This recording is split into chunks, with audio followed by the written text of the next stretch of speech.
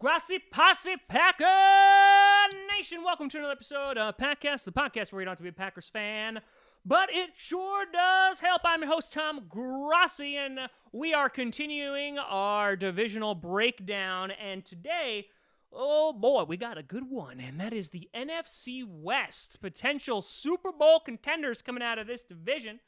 And so this one is going to get a little steamy, so viewer discretion advised. Now, before we jump into that, a word from our sponsors, please. Let's thank DoubleDriveSports.com, where it's basically like you have your pick'em pools, except on the internet, in which there's a public league for the regular season.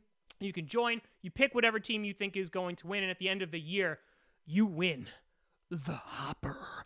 That's right. If you ever wanted a frog trophy with a wreath on its head, well, damn it, this is the place for you. So check out DoubleDriveSports.com in that they have live scoring, they got chatting, it's super fun, I'm involved, you're involved, people are getting over, and I want that damn frog trophy, so check them out. They're a great sponsor to us, so we're going to continue to be right good back to them. That was not grammatically correct. So check them out. Now, let's jump into some of the footballs. Now, the NFC West. A lot of buzz going on around this division. Back in the day, and by back in the day, I mean just a couple years ago, the Seahawks were the king of this division. But now it seems like they're...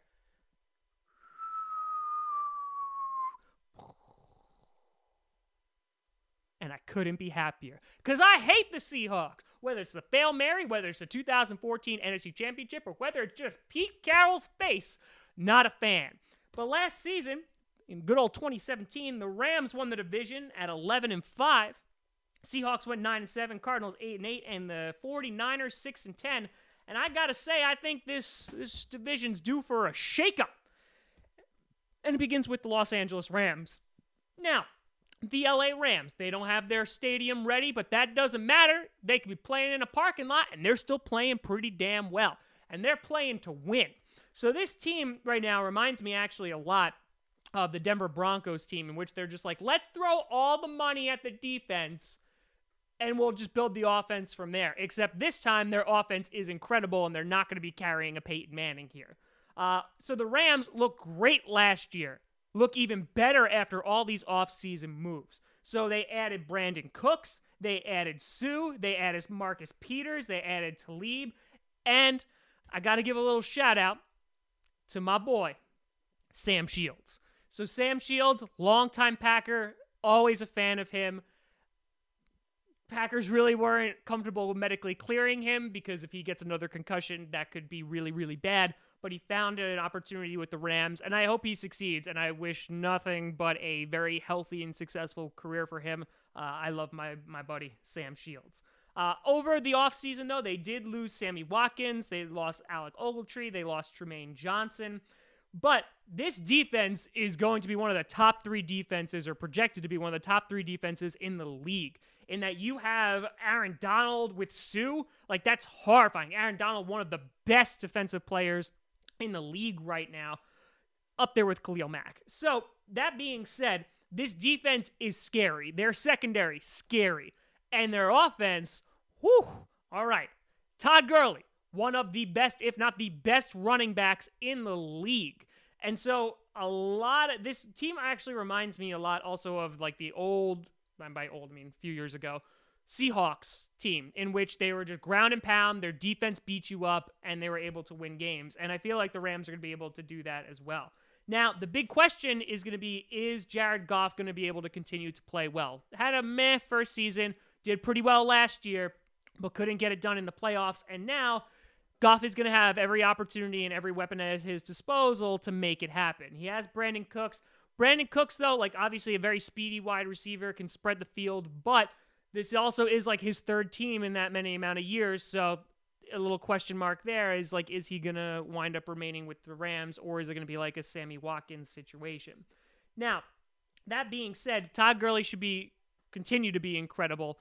So this team is an early Super Bowl contender.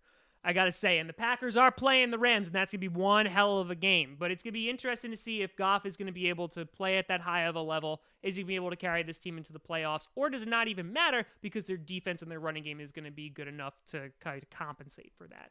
So the Rams should be doing phenomenal this year. Now, the Seattle Seahawks.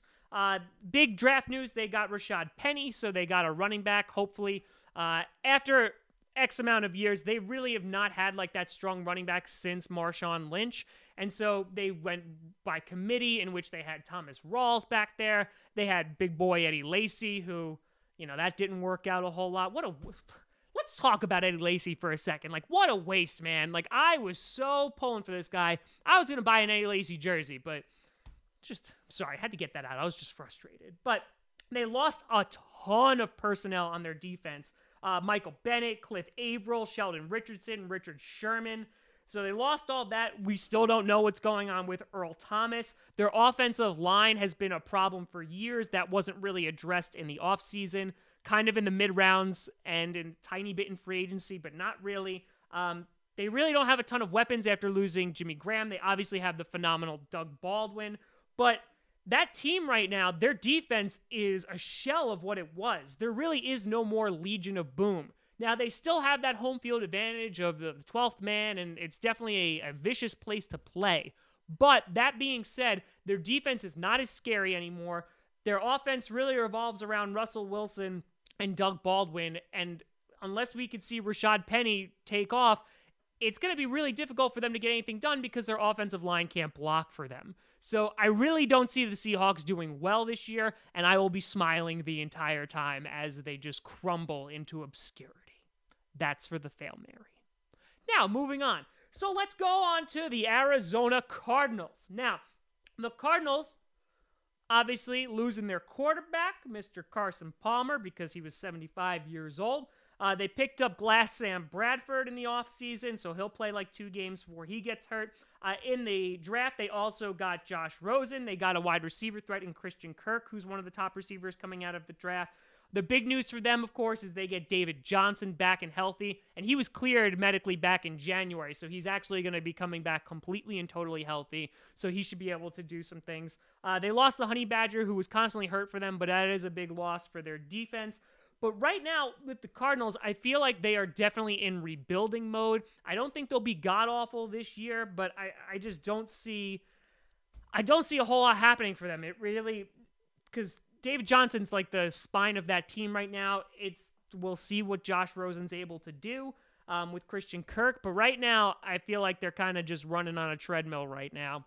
But we'll see how they do. I just don't expect a whole lot. And now, there's also the San Francisco 49ers, which 49ers fans, you actually have something to be excited about. When's the last time that happened? With Colin Kaepernick, and that went away real quick. Real quick. You gave him a whole lot of money, and then he was like, I forgot how to throw a ball. So that was a problem. But the 49ers got Richard Sherman to shore up that defense a little bit. They got Jerick McKinnon, who they're going to be leaning on a ton from Minnesota. They drafted one of the top offensive linemen in McGlinchey from Notre Dame. Pierre Garçon is going to be back from injury. The defense should be better. But the big story, of course, is Jimmy Garoppolo, who is undefeated as a starter, folks. And so we're going to see how long that could possibly last. And in a division where he's going up against the Rams, a lot of people are predicting the 49ers might win this division. I'm not completely and totally sold on them. So I see them potentially finishing second. They might even make the playoffs and make the push just because the Seahawks and the Cardinals are on the decline. So it's going to be interesting to see how long Jimmy Garoppolo can keep this up. Who knows? They are playing the Packers, so it's going to be an interesting season for them. But their offense has gotten a little bit better.